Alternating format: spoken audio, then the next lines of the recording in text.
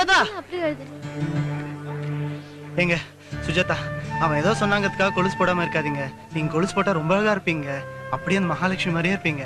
அப்புறம் உங்க அம்மா ஞாபகத்துக்கு வருவாங்க. எங்களுக்கு தெரியாதா?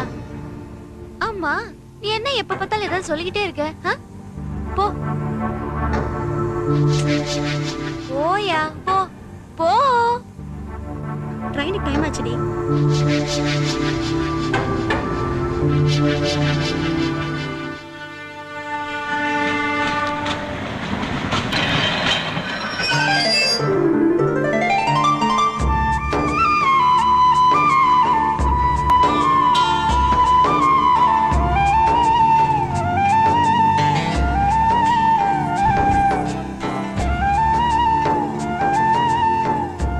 எனக்காக கொலுசு போட்டுக்கிறதுக்கு ரொம்ப தேங்க்ஸ்ங்க.